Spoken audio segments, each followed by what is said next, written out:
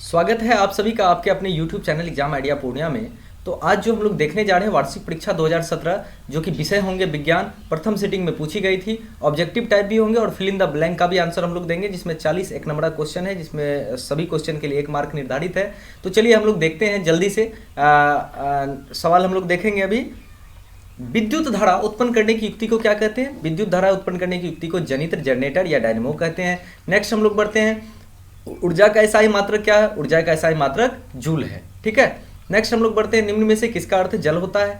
Turbo का अर्थ जो है जल होता है। नेक्स्ट हम लोग बढ़ेंगे। निर्वात में प्रकाश की चाल क्या होती है? ये बहुत ही इंपॉर्टेंट है, इसको आप लोग याद रखेंगे। 3 × 10⁸ मीटर पर सेकेंड होता है निर्वात में प्रकाश की चाल। अपवर्तनांक भी अगर निकालना हो तो आप लोग जो है निर्वात में प्रकाश की चाल बटा उस माध्यम में प्रकाश की चाल को जब हम आप लोग निकालेंगे तो फिर आप लोगों का अपवर्तनांक निकल के सामने आएंगे।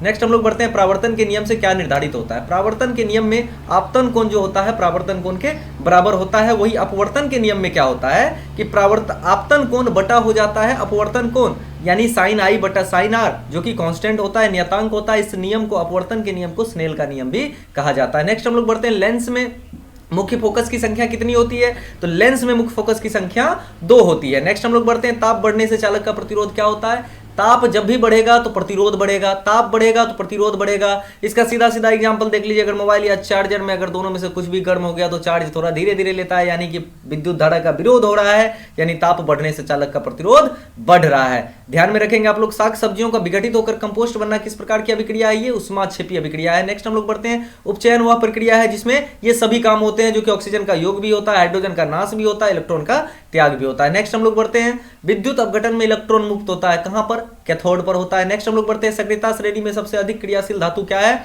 क्यों ना कार मांगा अल्टोजन फराडी सगुन पर से सुन लेता है, उसका कहता है कौन? आगे आओ पिटाई लगेगी।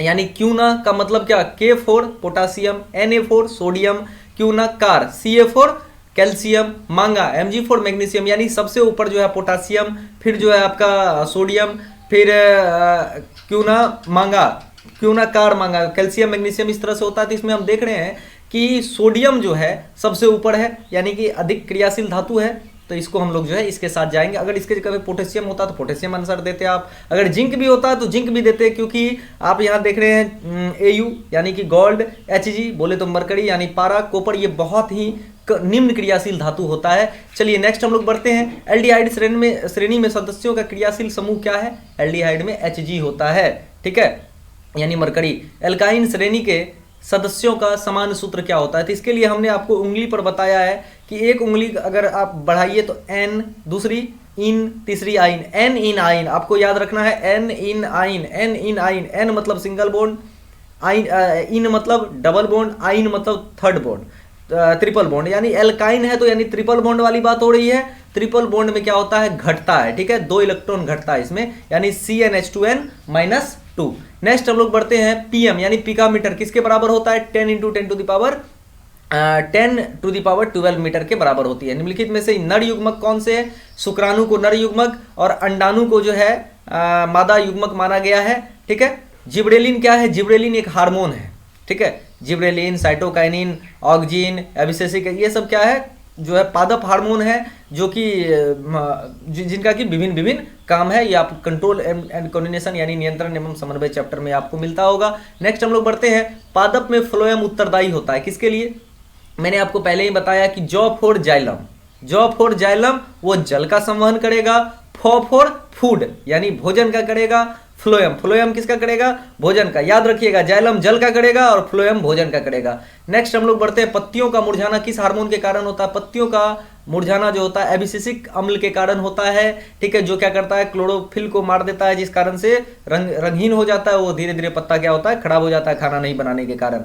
ठीक है।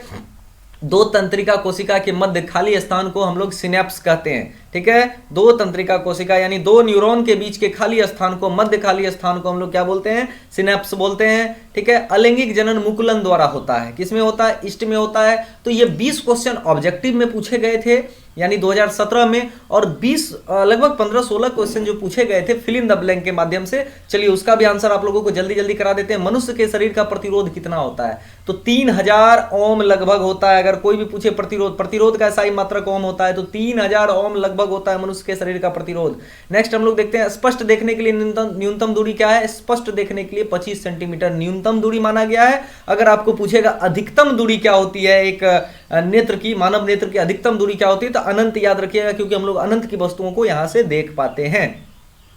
द्रवित पेट्रोलियम गैस क्या है? द्रवित का इंग्लिश होता है लिक्विड पेट्रोलियम गैस, यानी LPG क्या है? LPG जो है एक ईंधन है। द्रवित पेट्रोलियम गैस एक ईंधन है जिसका उपयोग हम लोग खाना बनाने में करते हैं। नेक्स्ट हम लोग बढ़ते हैं, विद्युत आवेश का SI मात्रक क्या है? विद्युत आवेश का SI मात्रक कूलम है, इसको कैपिटल लेटर C से डिनोट करते हैं। नेक्स्ट हम लोग बढ़ते हैं, लेंस की क्षमता का SI मात्रक क्या है? देखिए यहां पर तो डायोप्टर है, डायोप्टर सही भी होगा, लेकिन मीटर जो होता है ना, इसका लेंस की क्षमता का SI मात्रक होता है। ये आपको करके दिखाया गया है, इसके बारे में एक स्पेशल वीडियो आप जरूर देखेंगे।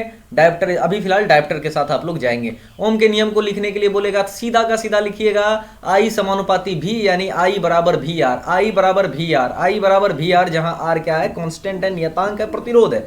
यदि किसी चालक के ताप में परिवर्तन ना हो, यानी ताप इसका जो है टेम्परेचर क्या होता है? कांस्टेंट होगा, तो उसमें विद्युत धारा प्रवाहित, विद्युत धारा उसके सिरों के बीच आरोपित विभवांतर के क्या होते हैं? समानुपाती होते हैं, अर्थात I समानुपाती V या I बराबर VR आप बोल सकते हैं। नेक्स्ट हम लोग बढ़ते हैं, खाद्य सामग्रियों में विकृत गंधिता कैसे होती है? यानी खाना गंदा कैसे महकने लगता है, गंदा टेस्ट कैसे हो जाता है?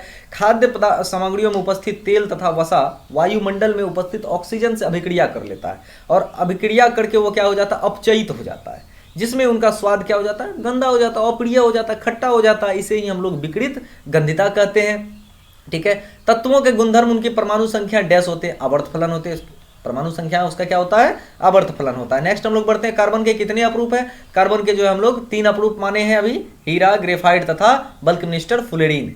धोने के सोडा का आणविक सूत्र क्या है? Na2CO3 × 10H2, यानी सोडियम कार्बोनेट डेकाहाइड्रेट। धोने का सोडा का आणविक सूत्र, इसके लिए आपको जो मैंने फॉर्मूला चार्ट दिया है वो जरूर याद कर ले, किसी न किसी से आएगा अभी नेक्स्ट आपका एग्जाम में, तो ये जरूर आप लोग याद करके जाएंगे। रासायनिक समीकरण को संतुलित करने के लिए बोला है, देखिए Fe + H2O Fe3O4 + H2।